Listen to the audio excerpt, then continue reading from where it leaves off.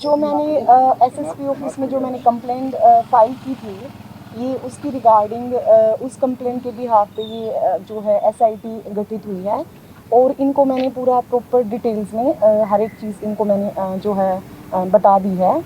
और ये मतलब जो भी कुछ पेंडिंग मुद्दे थे वो सब मैंने यहाँ इसमें प्रॉपर डाल दिया है, जो एसआईटी की अभी इंक्वायरी हुई है।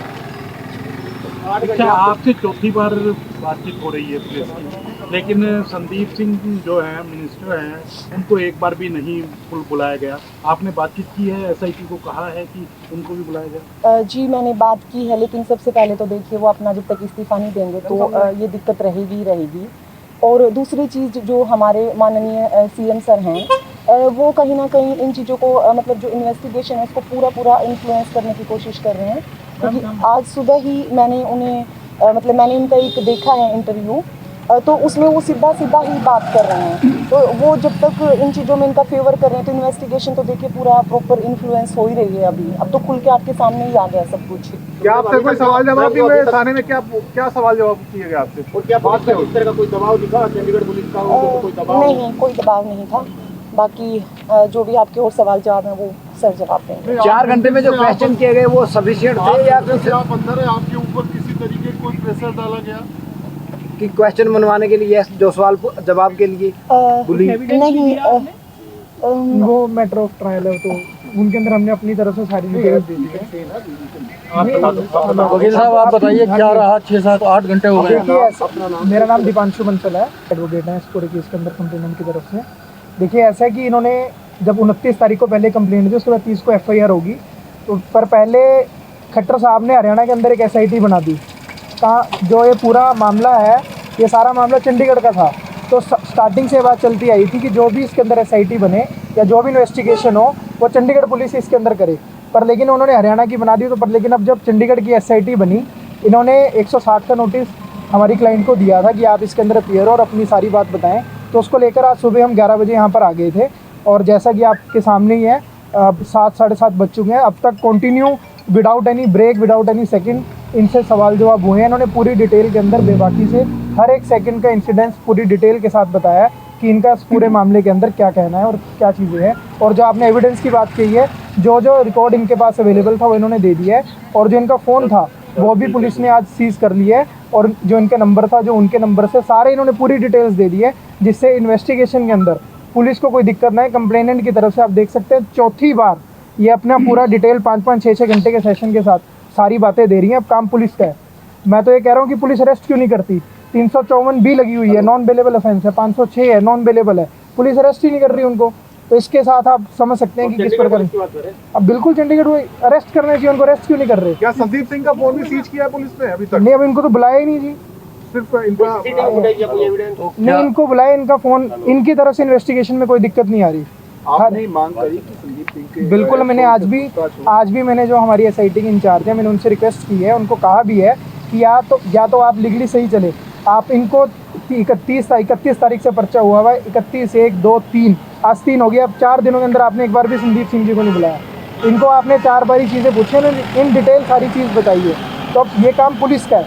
अगर तो कोई कुछ लगता है दीपांशु कि चंडीगढ़ पुलिस के ऊपर भी प्रेशर है, जिस तरीके से अभी तक संदीप सिंह से पूछताछ नहीं की गई है, तो लगता है कि चंडीगढ़ पुलिस पे भी दबाव है? देखिए, तो अब चीज़ समझने की है। अब ये चौथी बार आज अपना बयान देगी है। हम तो इसके बाद 2 या 3 दिन का टाइम हमने देखा कि इनको देंगे। अगर ये सही तरीके से चलेंगे तो ठीक है। अभी तो 164 के बयान ही नहीं इनके करवाए गए थे अब तक। तो आज इनके 164 के बयान हम आज करवाएंगे कि जिससे इन्वेस्टिगेशन में कोई डिले इनकी तरफ से ना हो। तो आपको लग रहा है कि पीड़ित पक्ष की कोई मतलब दूसरे पक्ष को नहीं बुलाया जा रहा और पीड़ित को बार-बार नहीं बुलाया जाना चाहिए? उनको बुलाना क्या चाहिए? अरेस्ट क्या है उनका? सीधा नॉन बेलेबल वारंट है उनके, नॉन बेलेबल धाराएं हैं, उनको तो अरेस्ट करना चाहिए। क्यों नहीं कर रहे? आज सीएम साहब उनके बचाव में ओपन आके बयान दे रहे हैं कि इन्वेस्टिगेशन का काम है, ये है वो है। तो सीएम साहब को सबसे पहले उनको मंत्री पद से हटाना चाहिए था। आपने कोई एडिशनल एप्लीकेशन की है कि नहीं? आज हम इनके 164 के बयान हो जाएंगे।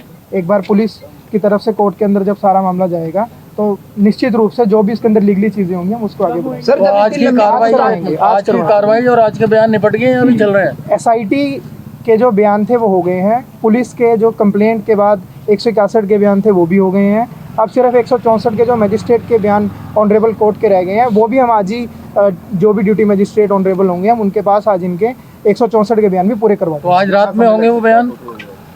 वो डिपेंड करता है जी, 2 घंटे लग जाए 3 लग वकील जाए, साहब वो आज रात में बयान होंगे 164? हम आज ही करवाएंगे जी, हम डिले नहीं करेंगे। हरियाणा पुलिस की तरफ से कोई हस्तक्षेप करने को बिल्कुल, हरियाणा पुलिस तो जी इनके घर हर रोज 3-3, 4-4 बार आ रही है, इनको प्रेशराइज कर रही है, यहाँ तक कि इनको फ़ोन कॉल्स आ रहे हैं लोगों के थ्रू, वो भी हमने सारी डिटेल्स ऑलरेडी दे दी हैं और वो कोर्ट के अंदर भी वो देंगे। इनको इन्फ्लुएंस किया जा रहा है, नंबर आपने उनको दे दिए सब, सारी विद आदमी के नाम। जब आपने कहा कि संदीप सिंह की पूछताछ की जा रही है, अरेस्ट नहीं किया जा रहा है, एसआईटी का क्या कहना है? कोई आश्वासन आपको दिया गया है कि उनसे पूछताछ? एसआईटी का ये कहना है कि इन्वेस्टिगेशन इज गोइंग ऑन, हम अभी देखते हैं।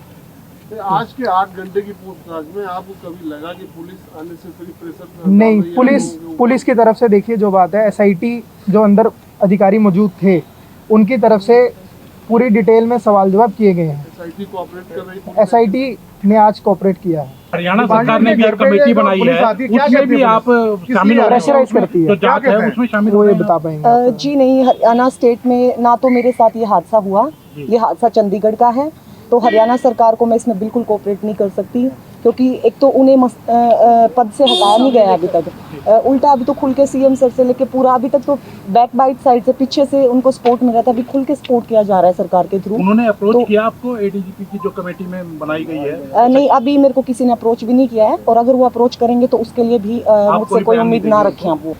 देखिए वो सब वही कि फाइनेंशियली चीज़ों के लिए आप कितना पैसा लेके आप पीछे हटेंगी, कितना पैसा चाहिए, तो आप कंप्लेंट वापस मत लेना अपनी, लेकिन आप मुंह बंद रखने के लिए 1 महीने 15 दिन आप देश छोड़ के कहीं किसी भी देश में जाना चाहे आप जा सकती हैं, और फिर 1 महीने के लिए आपको 1 करोड़ रुपए दिए जाएंगे मुंह बंद करने के लिए। उसके बाद आप जो भी जितना पैसा आप चाहेंगी उतना पैसा आपको दिया जाएगा। ये जो भी जिसने भी कहा उसकी सारी डिटेल्स दे दी है, मिडिल मैन जो भी थे उनकी डिटेल्स नहीं वो दे दिए सब डिटेल्स, कहा ये नॉर्मल कॉल का है। वो सारी डिटेल्स हमने दे दी है। नहीं वो हमने वो हम इसको लीगली उसके ऊपर चलेंगे, वो हम मतलब जस्ट फॉर द रेफरेंस की हम सरकार की कारगुजारी बता रहे हैं कि सीएम साहब जब ओपन आके बयान दे रहे हैं, जहाँ तो उनको मंत्री पद से हटाना चाहिए उसको छोड़कर एक खिलाड़ी का, अंतर्राष्ट्रीय खिलाड़ी का साथ देने की बजाय वो अपने ऐसे मंत्री का साथ दे रहे हैं जिसके ऊपर संगीन धाराओं में मामला दर्ज है। क्या आपको लगता है कि मंत्री पद है इस वजह से कहीं ना कहीं मामला डिले हो रहा है? नहीं, उनको तो मंत्री पद से रिजाइन करना चाहिए जी, वो क्यों नहीं, ये कोई मैं समझता हूँ घर का खेल नहीं है कि मैं गया मैं मुख्यमंत्री जी को विभाग सौंपता हूँ, आप जाइए आप इस्तीफा दीजिए, इस्तीफा नहीं देते तो मुख्यमंत्री जी को उनको हटाना चाहिए।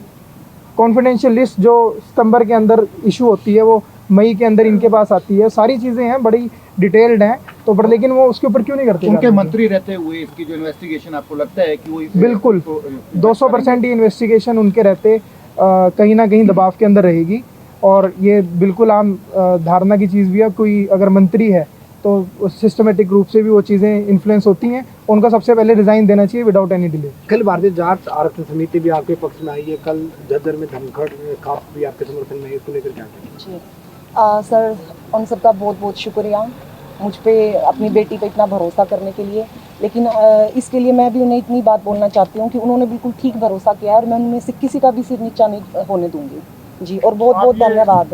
Thank you. आई थिंक सारे हो गए, सारे क्वेश्चन हो गए। पार्टी ने भी दावा किया कि वो लगातार आपके साथ संपर्क में है, तो क्या इस तरह की कोई बातचीत चल रही है उनके साथ? नहीं है, पॉलिटिकली कोई किसी के साथ कोई लिंक नहीं है, ये एक सोशल, एक पूरे हरियाणा पूरे देश की बेटी का मामला है, और ये कोई पार्टी, कोई बीजेपी से या किसी पार्टी से इनकी कोई लड़ाई नहीं है। इनकी लड़ाई एक ऐसे गंदी सोच के व्यक्ति के साथ है जिन्होंने इनके साथ गलत किया, और उसके ऊपर इन्होंने आवाज उठाई। Thank you, thank you, thank you, thank you, thank you.